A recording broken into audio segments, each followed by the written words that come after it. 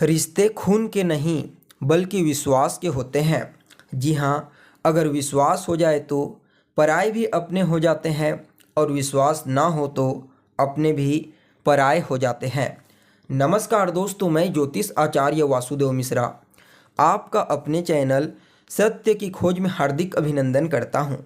दोस्तों, आज का यह ज्योतिष का कार्यक्रम आप लोगों के लिए यानी कि मिथुन राशि वालों के लिए बेहद ही ज़्यादा खास कार्यक्रम साबित होगा।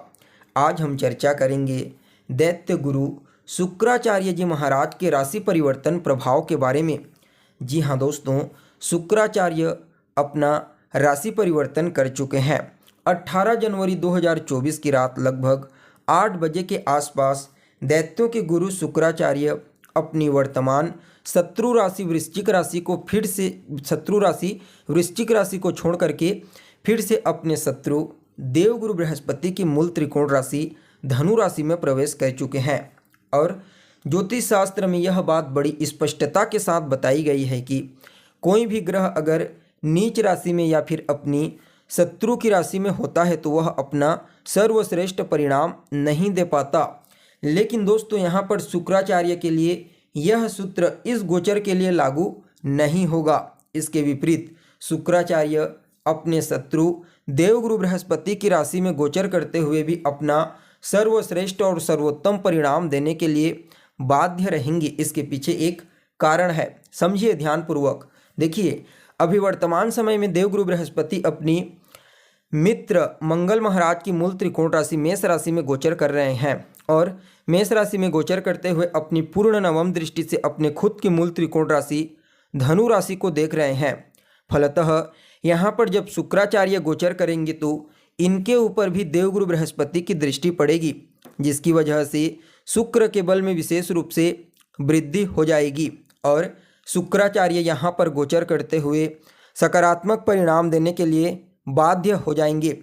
तो ऐसे में दोस्तों, बड़े विस्तार के साथ जानने का प्रयास करेंगे कि किस प्रकार से दैत्य गुरु शुक्र देवगुरु बृहस्पति की राशि में गोचर करते हुए आपको परिणाम प्रदान करेंगे।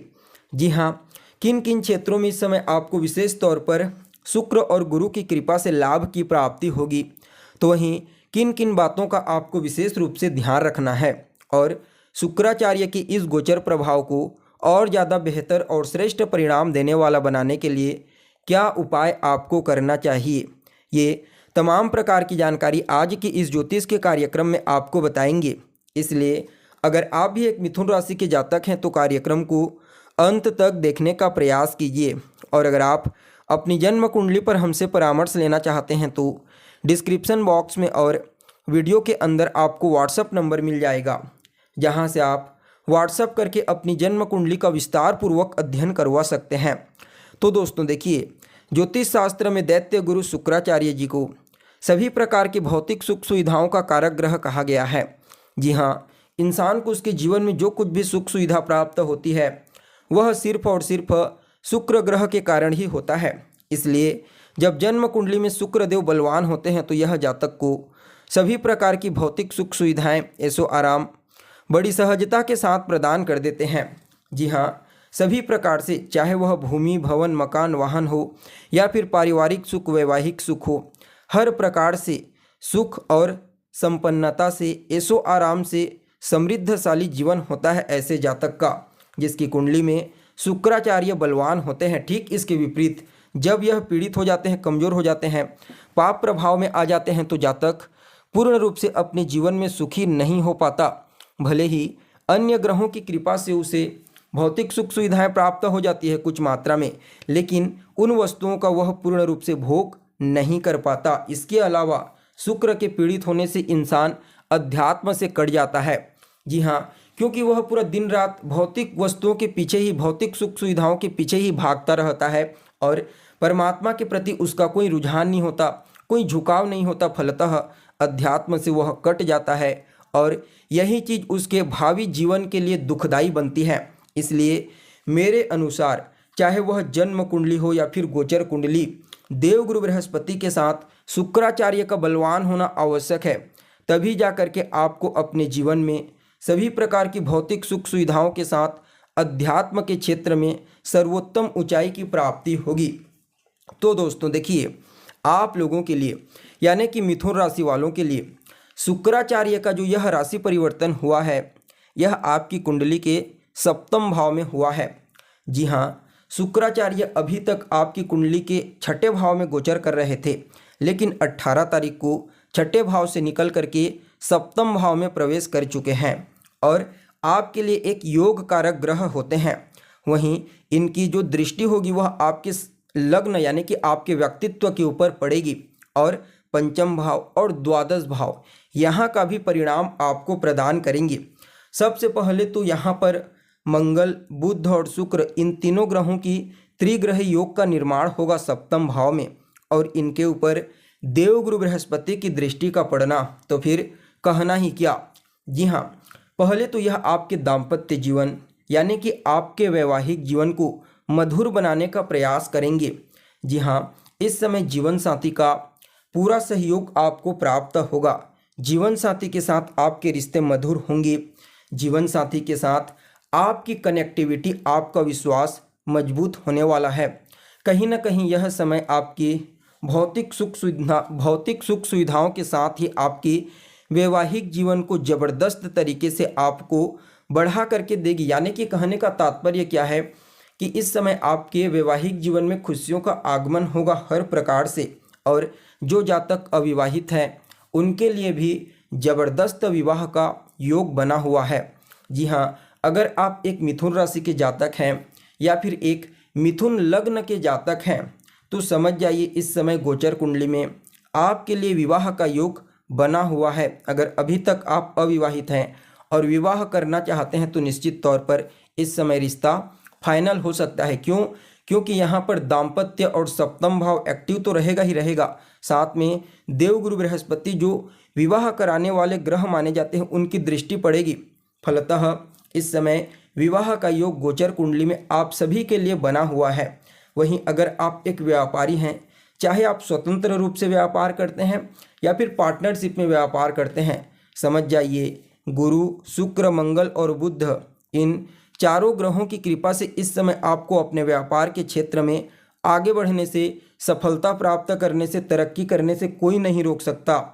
इन क्षेत्रों में आपको सिर्फ सफलता और तरक्की नहीं बल्कि मान सम्मान और प्रसिद्धि की प्राप्ति भी बड़ी मात्रा में होने वाली है। क्यों?